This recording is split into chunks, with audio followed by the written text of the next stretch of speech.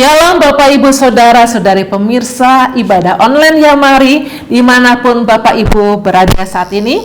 Puji Tuhan kita dapat berjumpa kembali dalam ibadah online Yamari yang ke-148 kali ini.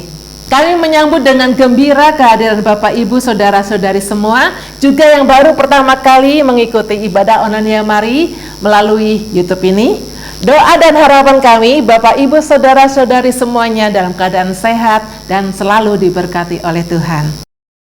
Tema ibadah online Yamari yang ke-148 pada hari ini, hari Sabtu 17 Juni 2023, dalam sesi kesehatan adalah membangun kesehatan mental yang kokoh dalam menghadapi tantangan hidup, yang akan disampaikan oleh Dr. Sopian Andi dari Jakarta.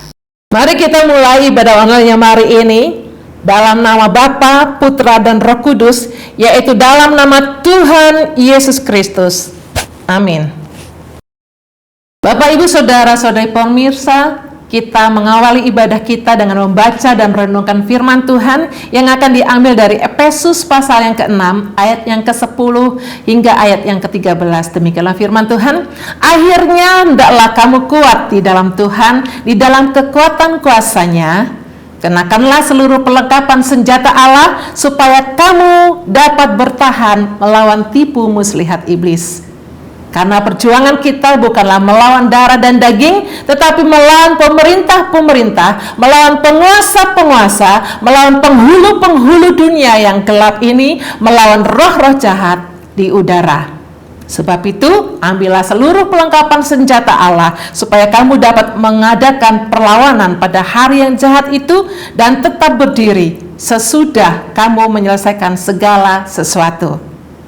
Melalui nas ini, Paulus mengingatkan kepada kita bahwa dunia ini sebenarnya adalah medan peperangan rohani, di mana tipu muslihat iblis selalu mengancam kehidupan kita. Oleh sebab itu kita perlu kuat di dalam Tuhan, baik secara rohani, secara mental, maupun secara fisik. Lalu bagaimana caranya? Yang pertama, kita memakai perlengkapan senjata Allah. Kedua, kita tinggal dengan penuh ketaatan di dalam Tuhan. Yang ketiga, senantiasa berjaga-jaga di dalam doa. Sebab Tuhan selalu punya cara untuk dapat menolong kehidupan kita, sampai kita beroleh kemenangan dari setiap tantangan yang kita jalani dalam hidup kita. Amin. Mari kita naikkan pujian penyembahan kita di hadapan Tuhan dengan pujian yang berkata, Tuhan punya cara. Karena Tuhan punya cara, banyak cara untuk menolong kehidupan kita. Apapun jadi beban permasalahan saudara pada saat ini, cari Tuhan, datang kepadanya. Dia punya cara untuk dapat menolong kehidupan saudara.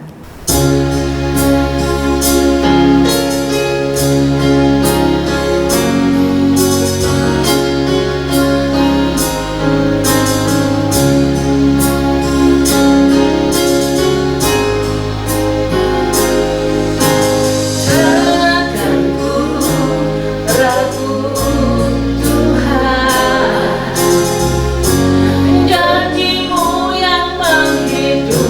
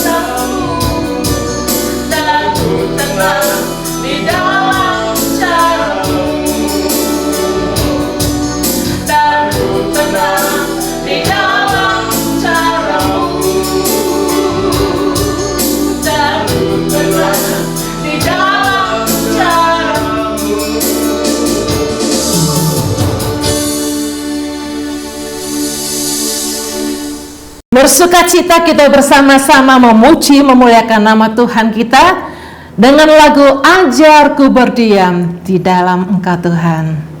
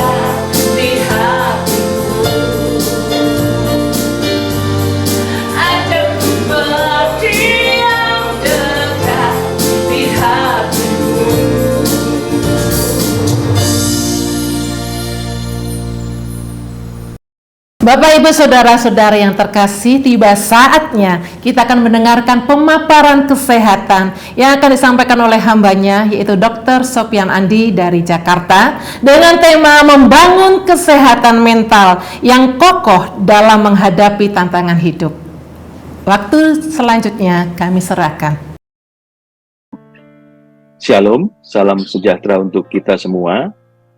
Kembali bertemu dengan saya, Sopyan Andi. Pada kesempatan kali ini, kita akan membahas topik yang sangat penting dan relevan dalam kehidupan saat ini, yaitu bagaimana kita membangun kesehatan mental yang kokoh dalam menghadapi tantangan hidup.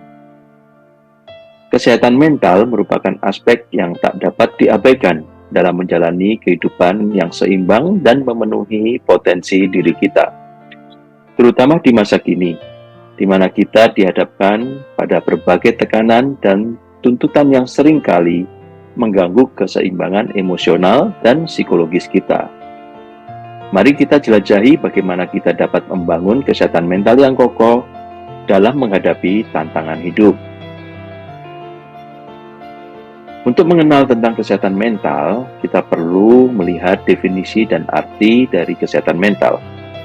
Kesehatan mental merujuk pada keadaan emosional, psikologis, dan juga sosial yang baik, di mana seseorang mampu mengelola stres, mampu berinteraksi dengan orang lain secara sehat, dan memiliki daya tahan yang baik dalam menghadapi tantangan hidup. Kesehatan mental yang baik juga mencakup kemampuan untuk merasakan kebahagiaan, memiliki rasa percaya diri, dan juga memiliki kualitas hidup yang memuaskan. Kesehatan mental sangat penting karena memiliki dampak yang signifikan pada berbagai aspek kehidupan sehari-hari, termasuk hubungan pribadi, hubungan di tempat kerja, dalam momen-momen mengambil keputusan, dan juga kemampuan untuk menangani tekanan dan juga tantangan dalam hidup.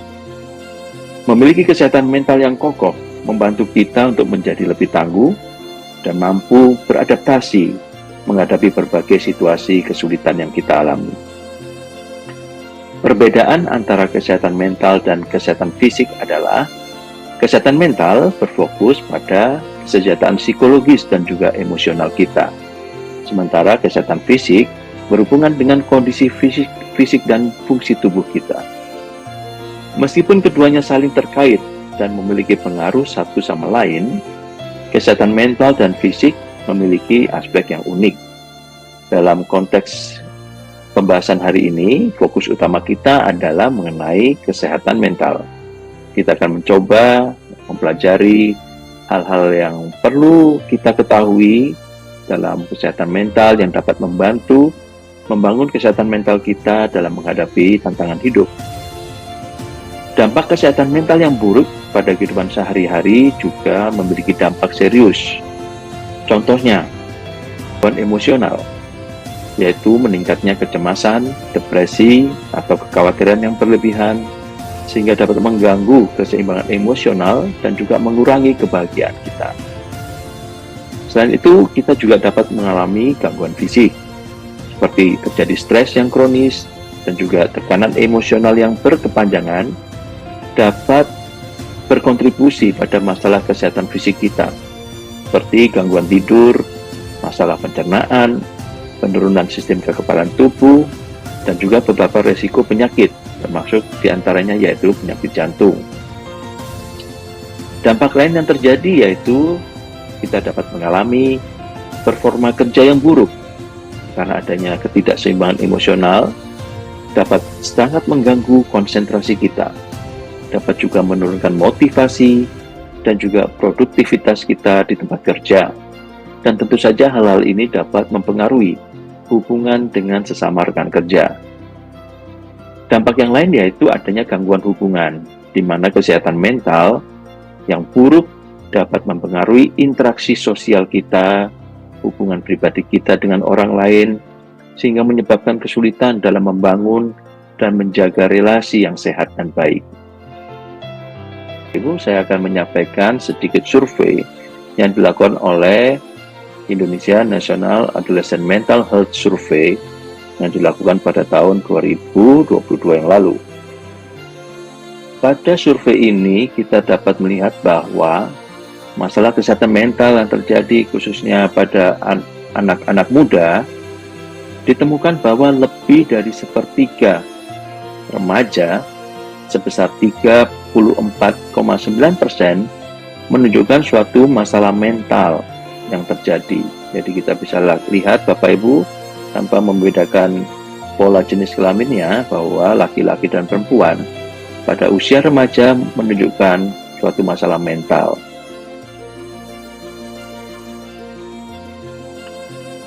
Masalah kesehatan mental yang terjadi antara lain yaitu depresi, kecemasan, stres pasca trauma, masalah perilaku, dan juga masalah terkait pemusatan perhatian atau hiperaktivitas.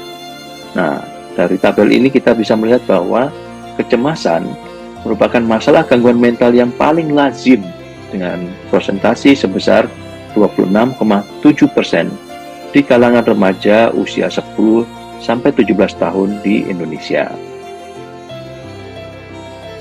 Selain itu, Bapak Ibu, kita juga melihat dari tabel ini mengenai prevalensi gangguan mental. Kita melihat bahwa gangguan depresi mayor, gangguan cemas, PTSD, gangguan perilaku, dan ADHD, ternyata dari tabel prevalensi gangguan mental ini kita bisa melihat Bapak Ibu bahwa gangguan cemas itu memiliki angka yang cukup tinggi, ya, terjadi pada kalangan remaja kita. Dan dari tabel ini juga menyatakan bahwa beberapa remaja melaporkan perilaku bunuh diri, ya. Dari sampel yang dikumpulkan, 1,4% melaporkan bahwa mereka memiliki ide untuk bunuh diri, sebanyak 0,5% telah membuat rencana untuk bunuh diri, dan 0,2% melaporkan bahwa mereka telah mencoba melakukan percobaan bunuh diri dalam 12 bulan terakhir di saat dilakukan survei. Dan hanya 0,4% remaja melaporkan bahwa mereka pernah mencoba bunuh diri selama hidupnya. Ya, jadi kita mengetahui bahwa masalah kesehatan mental ini sangat penting, Bapak Ibu, sehingga kita perlu memberikan perhatian yang besar untuk masalah kesehatan mental ini. Dengan memahami pentingnya kesehatan mental dan dampaknya pada kehidupan sehari-hari, kita dapat melangkah lebih jauh dalam mempelajari bagaimana strategi untuk membangun kesehatan mental yang kuat dalam menghadapi kehidupan.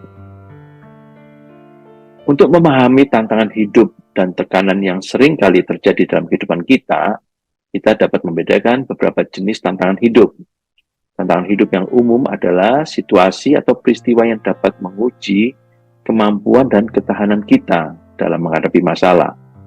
Beberapa contoh tantangan hidup yang sering terjadi antara lain adanya perubahan hidup, seperti perubahan pekerjaan, perpindahan rumah, masalah pernikahan, perceraian, atau kehilangan orang yang kita cintai.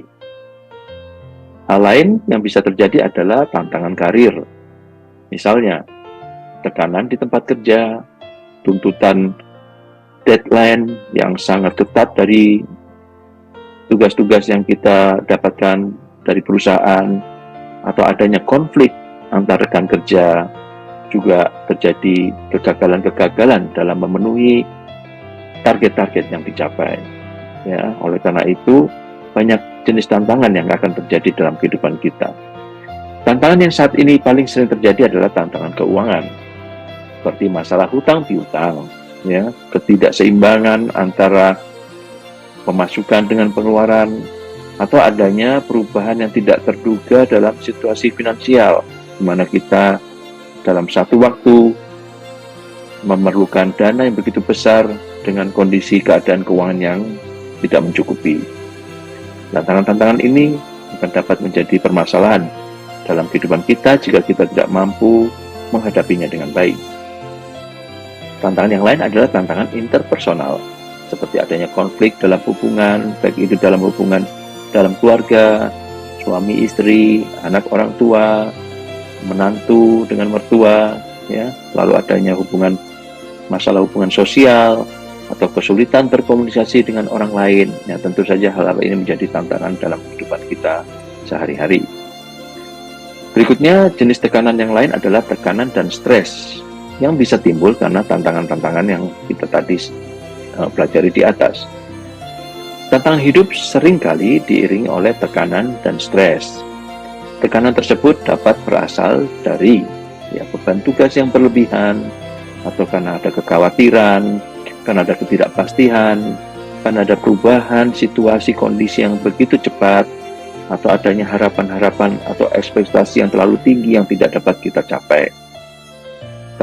Tantangan hidup yang signifikan juga dapat memicu stres kronis, ya, terjadinya kekhawatiran yang berlebihan atau rasa tidak mampu mengatasi situasi yang terjadi. Dampak negatif pada kesehatan mental jika kita tidak tangani dengan baik, maka dampak negatif pada kesehatan mental. Beberapa dampak yang meliputi kecemasan, depresi yang berkepanjangan bisa terjadi dalam kehidupan kita. Tekanan dan stres yang tidak diatasi dengan baik dapat meningkatkan resiko kita mengalami gangguan kecemasan dan juga depresi. Lain yang dapat terjadi adalah ketidakseimbangan emosional. Tantangan hidup yang berat dapat mengganggu keseimbangan emosional kita, sehingga menyebabkan perubahan suasana hati yang sangat ekstrim. Terjadi rasa mudah tersinggung, mudah sakit hati, perasaan putus asa. Itulah yang terjadi jika kita mengalami ketidakseimbangan emosional. Dan itu hal yang memberatkan adalah terjadinya penurunan kualitas hidup. Jika tekanan dan stres terjadi terus-menerus, maka dapat mengganggu dan mempengaruhi kualitas hidup secara keseluruhan, termasuk hubungan dengan sesama kita, termasuk juga kualitas pribadi kita, motivasi-motivasi kita dalam mencapai tujuan hidup. Dengan memahami jenis-jenis tantangan hidup ini, baik itu tekanan dan stres yang bisa muncul, serta dampak negatif yang dapat terjadi, maka jika hal-hal ini tidak ditangani dengan baik, kita akan mengalami hal-hal yang tidak kita inginkan. Oleh karena itu, kita harus siap dalam menghadapi tantangan-tantangan tersebut, dan tentu saja kita memiliki strategi-strategi untuk dapat membangun kesehatan mental yang kokoh dalam menghadapi tantangan hidup. Strategi untuk membangun kesehatan mental yang kokoh antara lain dengan kita memperhatikan self-awareness, yaitu kesadaran diri. Penting sekali kita memahami emosi dan pikiran kita sendiri, karena seringkali orang lain tidak mampu memahami emosi dan pikiran kita sendiri. Kesadaran diri tentang emosi dan pikiran kita memungkinkan kita untuk mengenali pola-pola pikir atau perilaku yang tidak sehat. Misalnya, kita seringkali merasa cemas atau cenderung memiliki pola pikir yang negatif, yang meragukan kemampuan diri sendiri. Dapat memperhatikan pola tersebut dan mencari cara untuk menggantinya dengan pola pikir yang lebih positif dan juga konstruktif. Salah satu contoh yaitu seseorang yang sering merasa cemas dan khawatir tentang masa depan karirnya, sehingga selalu meragukan kemampuan diri sendiri. Dan kesadaran diri akan pola pikir ini memungkinkan mereka untuk bisa mengatasi rasa cemas dan menggantinya dengan pola pikir yang lebih positif. Seperti contohnya, memfokuskan pada kemampuan yang dimiliki atau kelebihan yang dimiliki, serta mengembangkan keterampilan yang diperlukan. Strategi berikutnya adalah self-care, yaitu perawatan diri.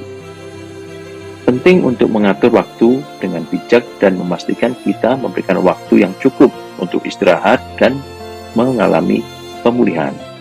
Misalnya, kita mengatur waktu, batasan waktu untuk bekerja, kita memprioritaskan waktu untuk beristirahat, dan juga melakukan kegiatan yang menyenangkan di luar pekerjaan kita.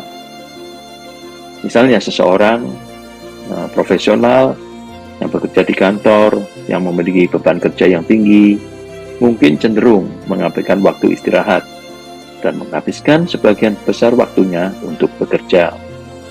Namun dengan menerapkan self-care atau perawatan diri, maka kita dapat mengatur jadwal harian yang mencakup waktu untuk istirahat, kita bisa membagi waktu untuk berolahraga, ataupun melakukan hobi-hobi yang kita senangi. Sehingga hal ini akan menjaga keseimbangan antara pekerjaan dan juga kehidupan pribadi. Perlu juga kita melakukan aktivitas yang menyenangkan dan menimbulkan relaksasi. Dengan mengalokasikan waktu untuk melakukan kegiatan yang menyenangkan dan relaksasi, akan membantu kita untuk mengurangi tingkat stres dan meningkatkan kesejahteraan emosional kita. Misalnya, kita ambil waktu untuk bermain musik, kita mengambil waktu untuk membaca buku, untuk melakukan aktivitas seperti berkebun atau berjalan-jalan di alam. Contoh lain yaitu seseorang yang menghadapi tekanan dan stres di tempat kerja. Dia dapat mengatasi hal tersebut dengan mengambil waktu untuk melakukan kegiatan-kegiatan yang bisa dinikmati, baik oleh diri sendiri maupun bersama. Seperti contoh tadi, yaitu kita bisa bermain musik bersama-sama, kita bisa beraktivitas bersama-sama, berjalan-jalan, sehingga aktivitas-aktivitas ini akan membantu seseorang yang mengalami stres untuk dapat melepaskan stresnya dan juga dapat menenangkan pikiran. Perlu juga kita membangun dan menjaga hubungan sosial yang sehat. Dengan memberikan dukungan dan berbagi dengan orang-orang terdekat, maka kita dapat membangun hubungan yang saling mendukung satu dengan yang lain. Dan kita bisa berbagi pengalaman, berbagi perasaan, bahkan kita juga bisa berbagi kesulitan dengan orang-orang terdekat di sekitar kita, dan tentu saja kita berupaya untuk mendapat dukungan baik secara emosional dengan sesama atau teman-teman di lingkungan kita. Misalnya ada seseorang sedang mengalami tekanan dan stres dalam kehidupan pribadinya, maka orang tersebut dapat mencari dukungan dari keluarga atau teman dekat yang ada di sekitarnya. Dengan berbagi perasaan dan mendapatkan dukungan dari orang-orang terdekat, maka dia akan merasa mampu memiliki kekuatan untuk mengatasi tantangan hidup yang dia alami, dan juga dukungan itu akan memberikan kekuatan bagi orang tersebut yang sedang mengalami tekanan dan stres. Dalam membangun hubungan sosial, kita juga harus menghindari isolasi sosial. Menghindari isolasi dan mencari kesempatan untuk terlibat aktif dalam berbagai kegiatan sosial akan membantu menjaga kesehatan mental kita dan juga tentu saja akan memperluas jaringan sosial kita. Jika ada seseorang yang merasa terisolasi secara sosial dan menghadapi kesulitan dalam berinteraksi dengan orang lain, dapat mencoba untuk mengikuti kelompok-kelompok minat yang sama atau organisasi-organisasi yang sesuai dengan minat dan bakat yang dimiliki. Dengan terlibat dalam kegiatan tersebut, maka kita dapat membangun hubungan yang baru, memperluas jaringan sosial kita, dan juga kita akan merasa terhubung satu dengan yang lain bersama orang-orang di sekitar kita yang memiliki minat dan juga kesamaan dalam berbagai hal, baik itu hobi maupun kegiatan-kegiatan yang lain. Dengan menerapkan strategi-strategi ini dalam kehidupan sehari-hari, kita sudah membangun kesehatan mental yang kokoh dan meningkatkan kemampuan kita dalam menghadapi tantangan hidup dengan lebih baik. Hal yang paling penting adalah mencari bantuan profesional. Pentingnya kita mengenali tanda-tanda kesehatan mental yang semakin memburuk.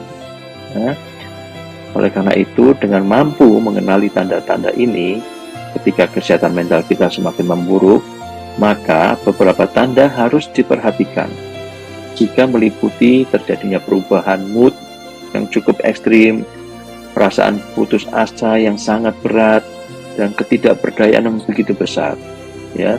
Lalu jika kita mengalami isolasi sosial yang berlebihan, kita tidak bisa berinteraksi dengan orang lain, kita juga mengalami kesulitan tidur, lalu terjadi perubahan berat badan yang sangat drastis, dan tentu saja adanya gangguan konsentrasi yang sangat signifikan, maka hal-hal inilah menunjukkan tanda-tanda kita perlu mencari bantuan profesional. Jadi jika mengalami tanda-tanda tersebut secara berkelanjutan, jangan ditunda, jangan ragu-ragu, segera mencari pengobatan, segera mencari tenaga medis yang dapat membantu untuk mengatasi masalah ini. Kita perlu memahami peran dan manfaat terapi atau konseling, karena terapi dan konseling adalah bentuk dukungan profesional yang dapat membantu kita dalam mengatasi masalah kesehatan mental.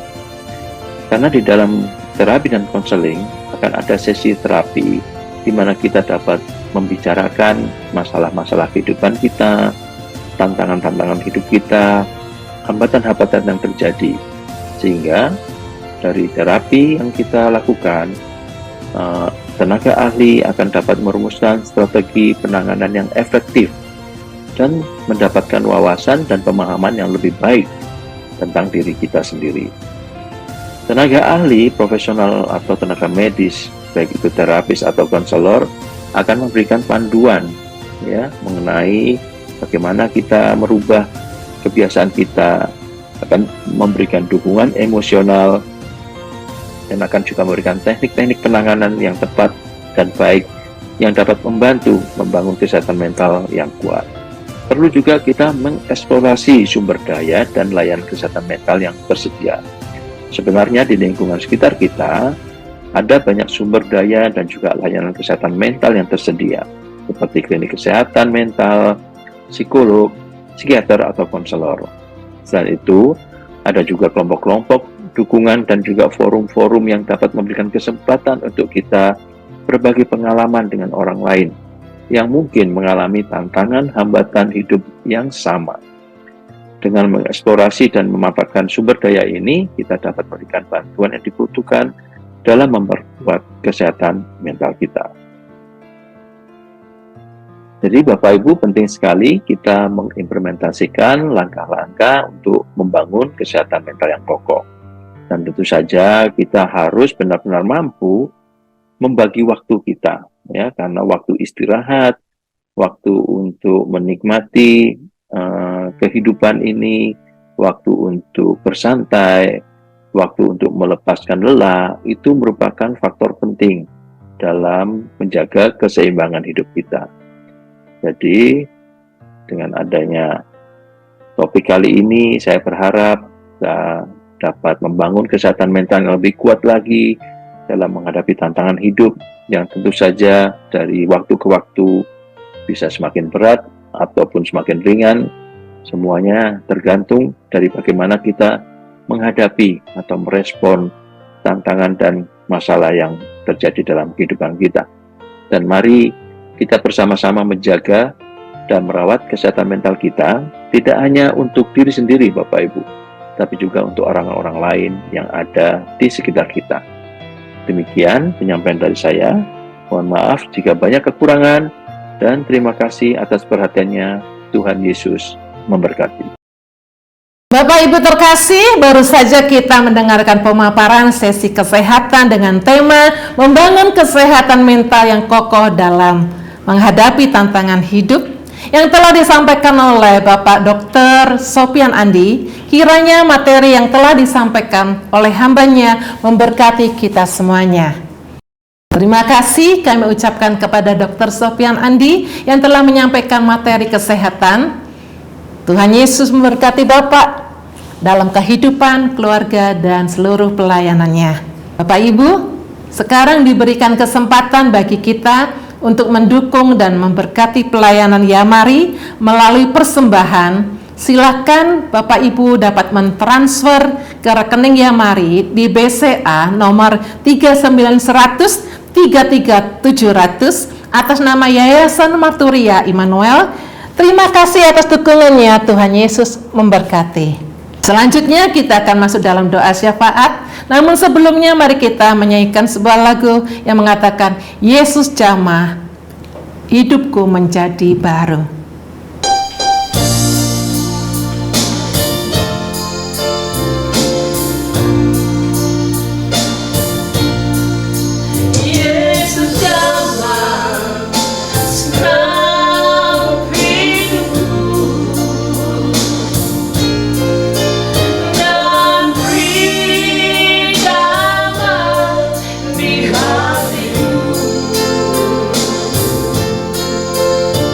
So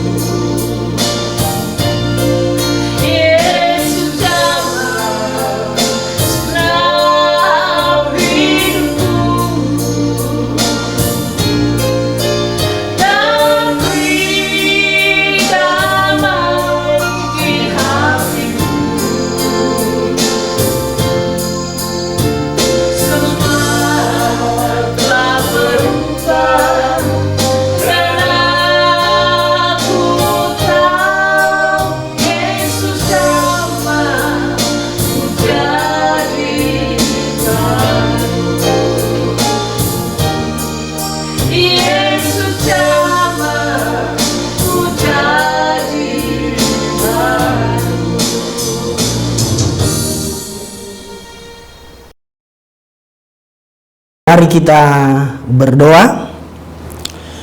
Maha besar Allah pencipta langit dan bumi, Allah yang kami sembah dalam nama Tuhan Yesus Tuhan kami sungguh bersyukur buat segala kebaikan Tuhan, pertolongan dan penyertaan Tuhan dalam kehidupan kami. Secara khusus kami bersyukur atas pimpinan dan penyertaan Tuhan kepada hamba-hamba-Mu, tim penata layanan yang telah melayani dalam ibadah online Yamari yang ke-148. Kami berdoa untuk hamba-Mu Bapak Dr. Sopian Andi yang telah menyampaikan materi kesehatan dengan tema membangun kesehatan mental yang kokoh dalam menghadapi tantangan hidup. Kiranya Tuhan Engkau memberkati hamba-Mu, Engkau pakai semakin hari semakin luar biasa, dan lewat pelayan sebagai dokter banyak orang yang boleh diberkati.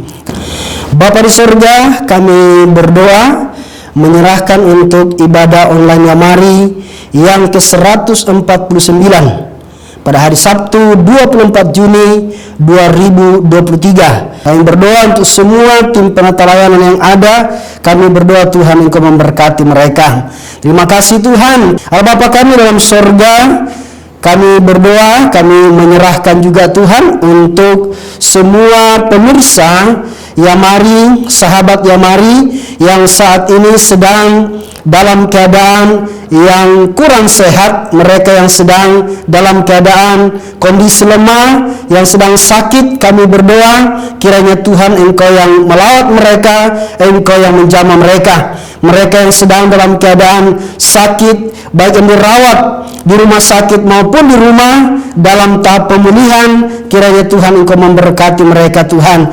Mereka yang sedang sakit jantung, sakit tumor, sakit diabetes, sakit asma, sakit paru-paru, sakit asam urat, sakit tiroid, sakit ginjal, sakit lutut, sakit stroke, sakit autoimun. Kami menyerahkan mereka semua ke dalam tangan Tuhan. Kami percaya bahwa Tuhanlah sumber kesembuhan. Tuhanlah yang memberikan kesembuhan dan pemulihan kepada mereka semua. Bapa di surga, kami berdoa menyerahkan Tuhan secara khusus Tuhan untuk Bapak Pendeta Yohanes Dedi Madong yang saat ini sedang dalam pemulihan. Kami berdoa yang telah menjalani pemasangan ring di arteri jantung bagian kiri dan selanjutnya akan pemasangan ring di arteri jantung bagian kanan di Rumah Sakit Bethesda Serpong. Kami berdoa kiranya Tuhan menolong hamba-Mu, Tuhan memberkati sehingga Tuhan Bapak Pendeta Yohanes Dedi Madong bisa dipulihkan Tuhan, disembuhkan secara sempurna sehingga dapat beraktivitas kembali melayani pekerjaan Tuhan. Kami berdoa juga untuk Ibu Darling Matilda. Kami menyerahkan semua ke dalam tangan Tuhan yang saat ini di Waingapu yang sakit kanker rahim dan sedang menjalani cuci darah. Kami berdoa kiranya Tuhan menolong, Tuhan memulihkan, menyembuhkan. Bagi Tuhan tidak ada yang mustahil, bagi Tuhan tidak ada yang sulit. Kami percaya Tuhan Engkau sanggup untuk menyembuhkan Ibu Darling Matilda ini Tuhan. Kami percaya bagi Tuhan tidak ada yang tidak mungkin. Kami percaya Tuhan Engkau sanggup untuk menyembuhkannya. Kami berdoa untuk Ibu Evangelis Josephine Jayadi di Jakarta, pemulihan operasi ganti pinggul kanan oleh Dr. Endrotomo Sabtu 10 Juli 2023. Kami berdoa kiranya Tuhan memberkati hamba-Mu Ibu Evangelis Josephine ini Tuhan. Engkau berkati dia Tuhan dengan kesehatan yang sempurna, kesehatan yang prima yang datangnya daripada Tuhan. Kami berdoa juga untuk Bapak Benjamin Trisnadi dalam pemulihan dari penyakit asam lambung. Bahkan kami berdoa untuk Bapak Pendeta Andreas Abdianto di Singapura yang mengalami gangguan di ginjal. Kami berdoa kiranya Tuhan Engkau menolong hamba-Mu ini Tuhan. Biarlah Tuhan Engkau pulihkan Tuhan semua obat-obatan yang masuk ke dalam tubuhnya. Tuhan berkati, Tuhan kuduskan sehingga itu dapat memulihkan Tuhan, ginjalnya dipulihkan kembali Tuhan, sembuh secara total Tuhan. Terima kasih Tuhan. Kami berdoa juga untuk Bapak Pendeta Mulyadi Sulaiman yang sakit batu ginjal. Kami berdoa berdoa kiranya Tuhan menolong untuk rencana ke depan, untuk operasi. Kami percaya Tuhan yang tolong semuanya lancar, sehingga Bapak Pendeta Mulyadi Sulaiman boleh pulih kembali. Bapak Gunawan dari Surabaya, pemulihan setelah operasi paru di Rumah Sakit Malaysia. Kami berdoa kiranya Tuhan Engkau menolong, memberikan pemulihan yang sempurna. Bapak Martin Lindi Jawa di Waingapu juga yang sakit stroke, kami percaya Tuhan, tangan Tuhan yang penuh kuasa menjamah melawat Bapak Martin Tuhan, sehingga dia bisa pulih kembali, dia bisa sehat kembali Tuhan, dan nama Tuhan yang sungguh dipermuliakan. Bapa di surga, kami juga berdoa menyerahkan Tuhan untuk semua pemirsa, sahabat Yamari yang sedang mengalami masalah dalam keluarga. Biarlah kiranya Tuhan Engkau yang pulihkan keluarga mereka Tuhan. Mereka yang sedang mencari pekerjaan, Tuhan berikan pekerjaan yang terbaik. Dan kepada setiap anak-anak yang akan melanjutkan pendidikan mereka Tuhan, kiranya Tuhan memberkati, memberikan sekolah yang terbaik buat anak-anak dari pemirsa daripada Yamari Tuhan. Berkati orang tua mereka semua, supaya mereka boleh menyekolahkan anak-anak mereka mencapai cita-cita mereka Tuhan. Terima kasih Tuhan, kami berdoa setiap Tuhan pemirsa yang ada Tuhan, berikan jalan keluar dalam setiap persoalan mereka Tuhan. Bapa di surga, kami juga mau berdoa untuk bangsa dan negara kami, bangsa Indonesia. Kami menyerahkan untuk pemerintah dari tingkat pusat sampai daerah. Kiranya Tuhan Engkau memberkati mereka, presiden, wakil presiden, para menteri DPR, MPR, sampai kepada tingkat RT Tuhan. Kami berdoa Engkau memberkati mereka Tuhan dalam menjalankan roda pemerintahan, sehingga Tuhan pemerintahan boleh berjalan dengan baik dan bangsa kami terus mengalami pemulihan demi pemulihan. Kami berdoa menyerahkan Tuhan untuk bangsa dan negara kami, secara khusus untuk menjelang pemilu tahun 2024. Kami berdoa untuk KPU dan Bawaslu dalam seluruh persiapan tahapan-tahapan pemilu pada 14 Februari 2024 dengan 18 parpol dan 6 partai lokal Aceh peserta pemilu yang terdaftar, dan bulan Mei sampai Juni pendaftaran dan penetapan caleg DPR pusat, DPRD provinsi dan kabupaten kota. Kami menyerahkan Tuhan, biarlah semuanya berjalan dengan baik, dan semua Tuhan untuk penetapan daftar pemilih tetap, penetapan capres dan juga cawapres, biarlah kiranya Tuhan memberkati, biarlah Tuhan ditetapkanlah Tuhan para anggota dewan, caleg-caleg yang ada Tuhan, bahkan capres dan cawapres yang sungguh-sungguh yang berasal daripada Tuhan, yang takut akan Tuhan, yang bisa membawa bangsa ini semakin hari semakin lebih baik. Kami berdoa untuk anggaran daripada KPU dan Bawaslu Tuhan, 76,6 triliun Tuhan. Kami berdoa untuk keperluan penyelenggaraan pemilu, biarlah dapat digunakan dengan tepat, jujur, dan tidak korupsi. Dan kami berdoa kiranya Tuhan memberkati sehingga proses pemilu berjalan dengan baik dan tidak ada gangguan apapun Tuhan. Kami menyerahkan Tuhan semua aparat keamanan, baik Tuhan TNI, Angkatan Darat, Laut, Udara, kepolisian Tuhan, Engkau pakai mereka menjadi alat di tangan Tuhan, untuk menjadi perpanjangan tangan Tuhan, untuk menjaga keamanan bangsa kami. Sehingga Tuhan, bangsa kami dari Sabang sampai Merauke Tuhan, semuanya dalam keadaan yang kondusif, dalam keadaan yang baik, dalam keadaan yang aman dan tentram. Terima kasih Tuhan. Kami juga berdoa menyerahkan Tuhan untuk kesehatan di tengah-tengah bangsa kami. Kami bersyukur bahwa COVID-19 sudah tidak ada lagi Tuhan, sehingga kami melihat bahwa kesehatan di tengah bangsa kami semakin membaik, dan kami berdoa kiranya Tuhan terus memberkati semua para dokter, para medis yang ada, perawat Tuhan. Engkau pakai mereka menjadi alat di tangan Tuhan, sebagai perpanjangan tangan Tuhan untuk melayani setiap masyarakat yang sedang mengalami sakit penyakit. Terima kasih Tuhan, terima kasih. Kami serahkan semuanya ke dalam tangan Tuhan. Bangsa ini adalah dalam tangan-Mu Tuhan. Biarlah Tuhan yang memberkati bangsa kami. Terima kasih Tuhan, terima kasih. Ini doa kami Tuhan. Ini permohonan kami dan ucapan syukur kami yang kami naikkan kepada Tuhan di dalam nama Tuhan Yesus yang sudah mengajar kami berdoa. Bapa kami. Bapa kami yang di surga, dikuduskanlah namamu, datanglah kerajaanmu, jadilah kehendak-mu di bumi seperti di surga. Berikanlah kami pada hari ini makanan kami yang secukupnya, dan ampunilah kami akan kesalahan kami, seperti kami juga mengampuni orang yang bersalah kepada kami. Dan janganlah membawa kami ke dalam pencobaan, tetapi lepaskanlah kami daripada yang jahat, karena Engkaulah yang punya kerajaan dan kuasa dan kemuliaan sampai selama-lamanya. Amin. Sebelum kita menutup ibadah dan doa berkat oleh Bapak Evangelis Michael Bambang Sono, mari kita nyanyikan pujian Maka Jiwaku Memujimu Tuhan. Ajaib Tuhan, Engkau Allah yang ajaib, yang layak terima pujian.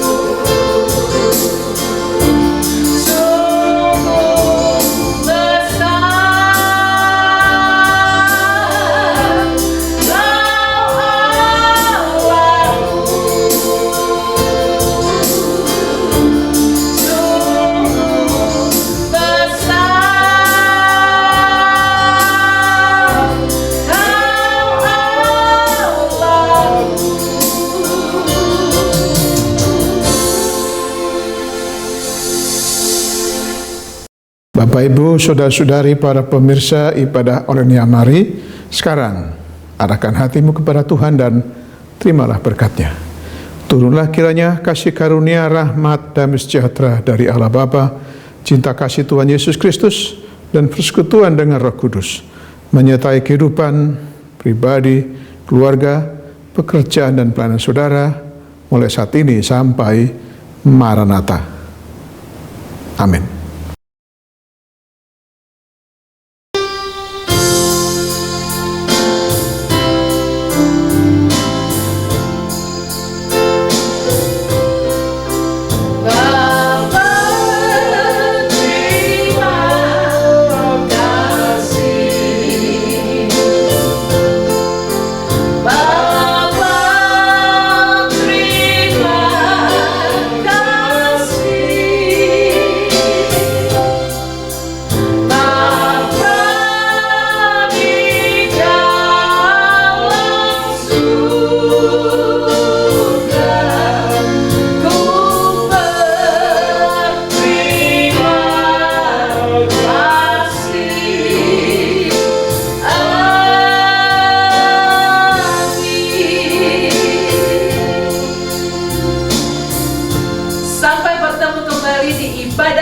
Mari yang ke-149.